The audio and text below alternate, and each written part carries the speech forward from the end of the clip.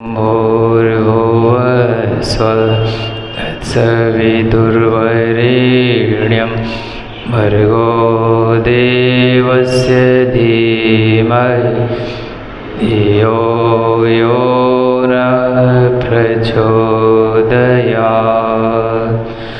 ॐ भूर्भुवः स्वः तत्सवितुर्वरेण्यं भर्गो देवस्य धीमहि धियो यो नः प्रचोदयात्।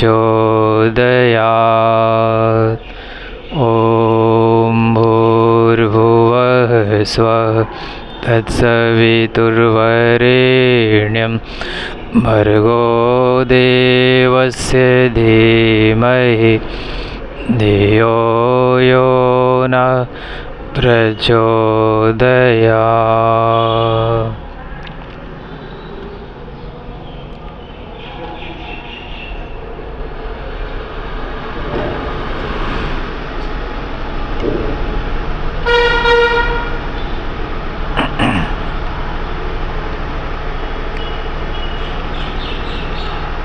एक बार सब लोग मिलके गायत्री मंत्र गाइए।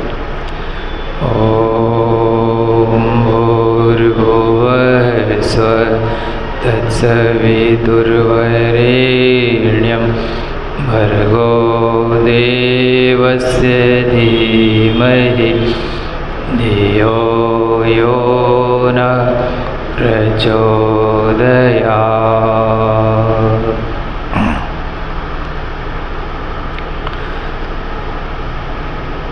तीन प्रार्थनाएं सब दोहराइए। ओम असतो मा सद्गमय,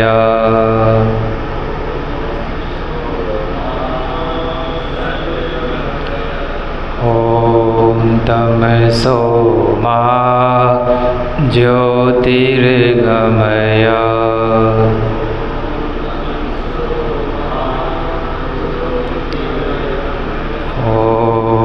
मृत्योर्वामृतं गमय,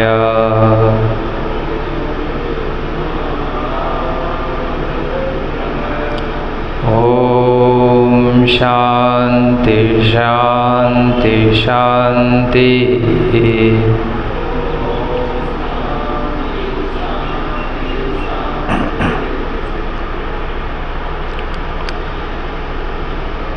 हम लोगों ने सर्वप्रथम दुनिया का प्राचीनतम मंत्र को सुना और दोहराया। इस मंत्र का नाम गायत्री मंत्र है। यह दुनिया की प्राचीनतम भाषा में रचित है, संस्कृत।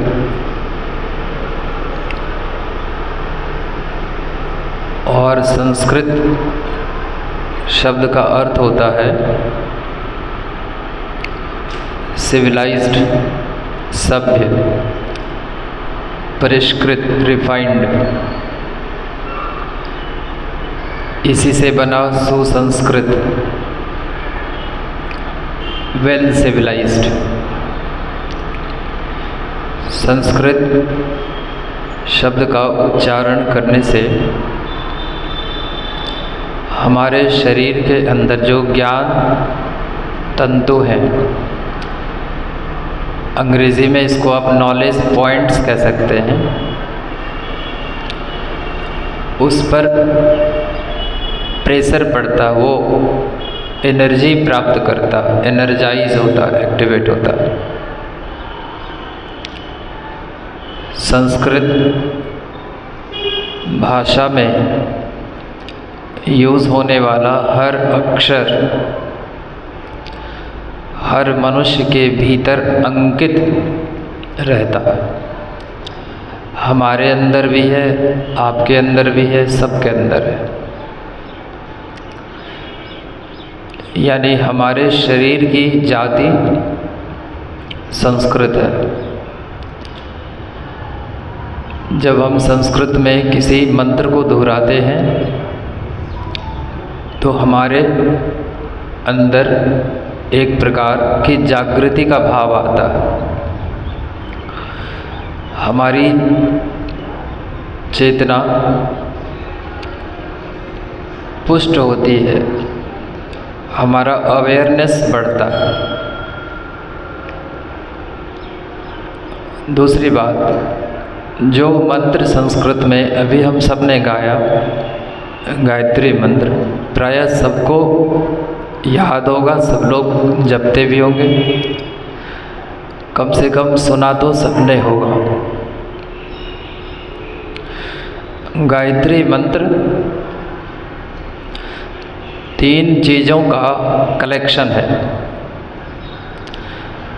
पहली चीज़ है स्तुति, दूसरी चीज़ है उपासना और तीसरी चीज़ है प्रार्थना। तीनों को समाविष्ट कर गायत्री महामंत्र की रचना स्वयं परमात्मा ने की। स्तुति का अर्थ क्या होता है? स्तुति का अर्थ होता है जिनके गुणों को हम धारण करना चाहते हैं, उनके गुणों का गायन। हम जिनकी प्रशंसा करते हैं, हमारा भाव रहता है कि हम उसके जैसा बने। तो गायत्री मंत्र के प्रथम चरण में भगवान की स्तुति की गई है कि आप कैसे हैं, आप प्राण स्वरूप हैं, यानी हम सबके भीतर प्राण के रूप में स्थित हैं। आप दुख नाशक हैं, यानी आपके स्मरण मात्र से दुखों का नाश हो जाता है। आप सुख स्वरूप हैं, आपकी सन्निधि से सुख की प्राप्ति होती, आदि आदि। इसको हम लोग कहते हैं स्तुति, जिसको हम लोग साधारण भाषा में बोलते हैं मक्खन लगाना, बोलते हैं ना, चापलूसी करना नहीं करते हैं। ये नॉर्मली हम लोगों के डेली लाइफ में भी देखा जाता है कि जिनसे हमारा कोई मकसद सॉल्व होने वाला रहता है, हम उसकी तारीफ़ करते हैं। आप क्या कहने, आपका तो नाम ही काफ़ी है, आप इतने अच्छे हैं, आप इतने अच्छे क्यों हैं, आप सबके लिए अच्छा करते हैं, आपके लिए कोई अच्छा नहीं करता। ये हाथ देखने वाला प्राय बोलता है ताकि वो प्रसन्न हो जाए, उसको कुछ दक्षिणा बढ़ा चढ़ा कर दे। इसको बोलते हैं स्तुति। तो सामान्य जो लोग होते हैं, अज्ञानी जन, वो अपनी प्रशंसा सुनकर फूल जाते हैं और तब जो उनको नहीं करना चाहिए वो भी कर बैठते हैं, जो नहीं सोचना चाहिए वो भी अपने आप को ओवर एस्टिमेट कर लेते हैं। लेकिन परमात्मा को आप कितना भी फुलाइए, वो तो अनंत है, कोई जगह ही नहीं है फूलने के लिए, कोई स्पेस ही खाली नहीं है। तो जब हम परमात्मा की स्तुति करते हैं तो परमात्मा फूलते नहीं हैं, वह फूले नहीं समाते हैं, वो प्रसन्न होते हैं कि हमारी संतान, हमारा अंश कम से कम हमारा स्मरण तो कर रहा है, हमारा चिंतन तो कर रहा है। उनको खुशी मिलती है, प्रसन्नता होती है। दूसरा पार्ट है उपासना। भर्गो देवस्य धीमहि, ये उपासना है। भर्गो देवस्य धीमहि, ये 3 शब्द में उपासना का सार छिपा हुआ है। कैसे? भर्ग कहते हैं ईश्वरीय तेज को, ईश्वरीय आभा को, ईश्वरीय प्रकाश को, डिवाइन लाइट को, दिव्य ज्ञान को भर्ग कहते हैं। और देव किसको कहते हैं? देव कहते हैं जिनमें देने की प्रवृत्ति हो, यानी जो कंजूस नहीं है, आप याचना करेंगे तो वो देगा। और धीमहि का अर्थ होता है हम धारण करते हैं या हम ध्यान करते हैं, या तो धारण करते हैं या हम ध्यान करते हैं। दरअसल में ध्यान से पूर्व एक क्रिया आती है जिनका नाम है धारणा। यम, नियम, आसन, प्राणायाम, प्रत्याहार, धारणा, ध्यान, समाधि, योग के 8 अंग कहे गए हैं, आप लोगों ने सुना होगा। तो धीमहि का अर्थ होता है धारणा और धीमहि का ही अर्थ होता है ध्यान, दोनों होता है। और गुरुदेव ने लिखा उपासना के 2 चरण हैं, एक का नाम है जप, एक का नाम है ध्यान। जप का मतलब स्मरण, स्मृति, और ध्यान का मतलब हम जिनकी स्मृति कर रहे हैं उनके गुणों को, उनके तेज को हम धारण कर रहे हैं, हम रिसीव कर रहे हैं, उनको कैच कर रहे हैं, उस फ्रीक्वेंसी को हम, उसके साथ हम ट्यून्ड हो रहे हैं, उसके साथ हमारा रेजोनेंस हो रहा है। तो इसका नाम होता है उपासना। तीसरा पाठ है धियो यो न प्रचोदयात्, यानी वह परमात्मा हमारी बुद्धि को सन्मार्ग की ओर प्रेरित कर दे, यानी हमारी बुद्धि को ठीक कर दे। यह है प्रेयर, प्रार्थना। गायत्री मंत्र के 3रे चरण में परमात्मा से प्रार्थना की गई है। परमात्मा का अर्थ होता है सुपर, सुप्रीम सोल। आत्मा का अंग्रेजी क्या होता है? आत्मा का अंग्रेजी सोल, और महात्मा का अंग्रेजी सुपर सोल, बड़ा, महान माने बड़ा, सुपर। और परम आत्मा का मतलब सुप्रीम सोल। और सुप्रीम सोल यानी सुप्रीम कॉन्शसनेस, यानी जो सर्वशक्तिमान है, ऑल माइटी है, ओमनीपोटेंट है, सर्वशक्तिमान है, सर्वसमर्थ है, हर जगह विद्यमान है, जो भारत में भी है, पाकिस्तान में भी है, England, America, everywhere God is present everywhere. तो इस प्रकार से जब हम विचार करते हैं तो पाते हैं कि गायत्री मंत्र के 3रे चरण में जो प्रेयर है उसका संबंध किसी खास रिलीजन से नहीं है, किसी खास धर्म से नहीं है। इसका संबंध है जो भी सुप्रीम है, हम तो नहीं जानते हैं, वी डोंट नो। प्रार्थना करने वाला ये भाव करता है कि आप जो भी परम हो, जो भी सुप्रीम हो, वो क्या करें, हमारी बुद्धि को ठीक कर दीजिए, बुद्धि हमारी गड़बड़ हो गई है। कितनी सुंदर प्रार्थना है। गायत्री मंत्र में जो प्रार्थना की गई है ये सर्वाधिक महत्वपूर्ण प्रार्थना। हमारी बुद्धि ही तो खराब है। जैसे बुद्धि 2 प्रकार की, एक सद्बुद्धि, एक दुर्बुद्धि। मान लीजिए सवेरे सवेरे आप सोए हुए हैं और भाव आया कि आज संडे है, मंदिर जाना है, और दुर्बुद्धि कहेगी कि थोड़ा सा और आराम कर लो, सोना स्वास्थ्य के लिए लाभदायक है, थोड़ा और आराम कर लो। तो परमात्मा यानी जो भी सुप्रीम है, हम तो नहीं जानते हैं।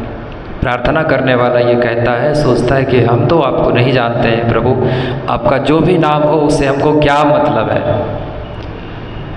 जैसे मान लीजिए हम बीमार होते हैं, डॉक्टर के पास जाते हैं, डॉक्टर का नाम क्या है, इससे क्या मतलब है, वो हमको ठीक कर दे, हमारा इलाज कर दे। तो परमात्मा हमारी बुद्धि को ठीक कर दे, ये प्रार्थना है। तो गायत्री मंत्र में 3 चरण है। पहले चरण में परमात्मा की स्तुति की गई है, दूसरे चरण में उसकी उपासना की गई है, और तीसरे चरण में उससे प्रार्थना की गई है। तो स्तुति प्लस उपासना प्लस प्रार्थना बराबर गायत्री मंत्र। तो बड़ा सुंदर मंत्र हो गया कि नहीं? और इसको सबको जपना चाहिए, सबको इसकी शरण में जानी चाहिए, क्योंकि बुद्धि सबकी थोड़ी बहुत खराब रहती ही है। जब तक हम संसार में हैं, बुद्धि थोड़ा बहुत गड़बड़ तो सबका रहता है। तो सबको इस मेडिसिन की ज़रूरत है। और फिर हम लोगों ने प्रार्थना गाया, असतो मा सद्गमय तमसो मा ज्योतिर्गमय मृत्योर्मा अमृतम गमय। असतो मा सद्गमय, एक होता असत, एक होता सत, 2 चीज़ें। जो बना है, जिसका सृजन हुआ है, उसका क्या होगा?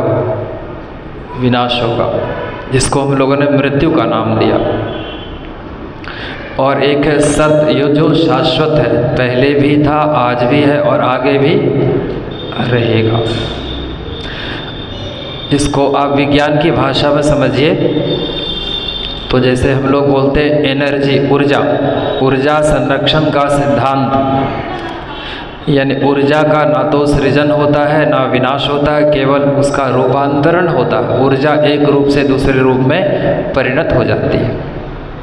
Energy neither created not destroyed, only transformed, एक फॉर्म से दूसरे फॉर्म में जाता है। ठीक है, इसी प्रकार से जो सत तत्व है उसका ना तो सृजन होता है ना विनाश, हाँ उसका रूपांतरण हो सकता है, ये पॉसिबल है, रूपांतरण हो जाए, यानी उसके स्ट्रक्चर में थोड़ा बहुत मॉडिफिकेशन हो जाए, ये हो सकता है। ठीक है, यानी असत की मृत्यु होगी, सत की मृत्यु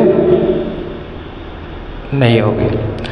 उसी प्रकार अंधकार की मृत्यु होगी, प्रकाश की मृत्यु नहीं होगी, क्योंकि प्रकाश ऊर्जा है। उसी प्रकार मृत्योर्वा अमृतम गमय, यानी हम मृत्यु से अमृत की ओर। तो तीनों का सार एक ही है कि हम मृत्यु पर विजय प्राप्त करें। बड़ी अच्छी बात है। मरना किसको अच्छा लगता है? किसी को नहीं। कोई मरना चाहता है क्या? नहीं मरना चाहता। तो मृत्यु विजय इस प्रार्थना का सारांश है। गौतम बुद्ध जब घर से निकल रहे थे तो उसके मन में एक ही संकल्प था कि या तो मृत्यु को जीत कर लौटूंगा या मृत्यु को प्राप्त हो जाऊंगा, बस। और वो मृत्यु को जीत कर लौटे। इतिहास है, हम लोग सब पढ़ते हैं, उनकी कहानी पढ़ते हैं। तो इस प्रकार से हम लोगों ने गायत्री महामंत्र जैसे महान मंत्र का गायन किया और फिर उपनिषद की प्रार्थना हम लोगों ने की। अब एक भजन होगा। आज का भजन कौन गाएंगे?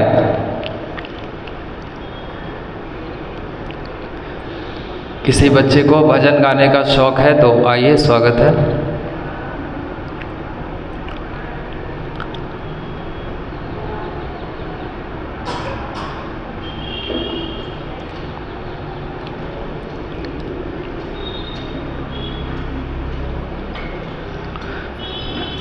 ठीक है, 2 लाइन हम ही गा देते थे।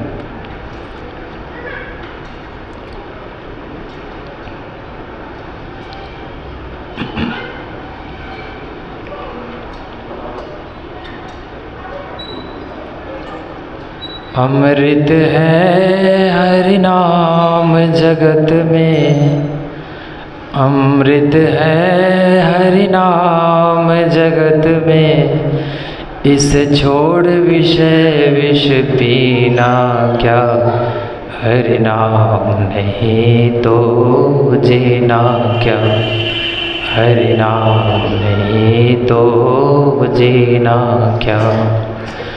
अमृत है हरि नाम जगत में, इसे छोड़ विषय विष पीना क्या, हरि नाम नहीं तो जीना क्या, हरि नाम नहीं तो जीना क्या। पहली अंतरा। काल सदा अपने रस डोले, ना जाने कब सिर चढ़ बोले। काल सदा अपने रस डोले, ना जाने कब सिर चढ़ बोले।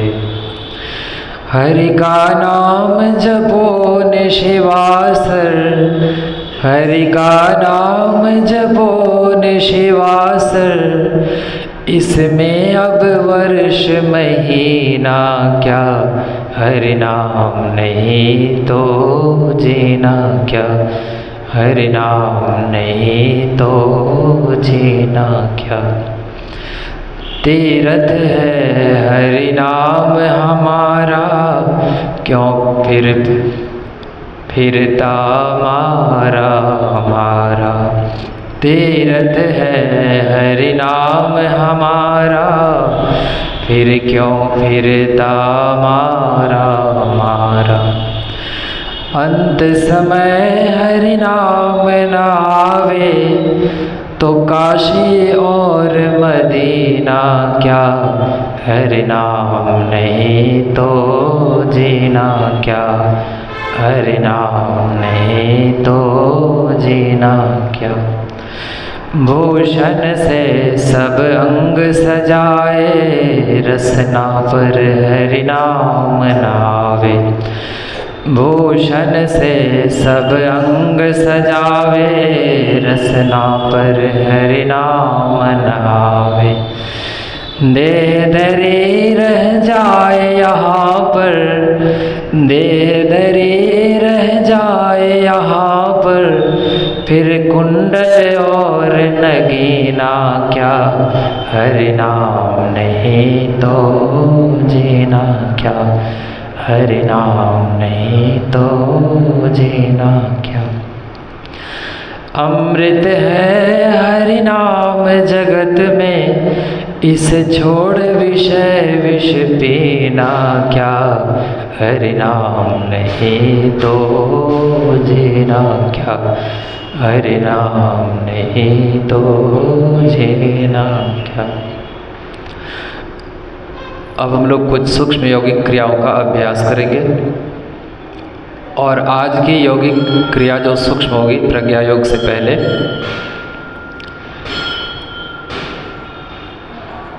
वो होगी बुद्धि बढ़ाने वाली यौगिक क्रियाएं। ये उनको थोड़ा बुलाइए तो कन्या को। आज की जो सूक्ष्म यौगिक क्रियाएं होंगी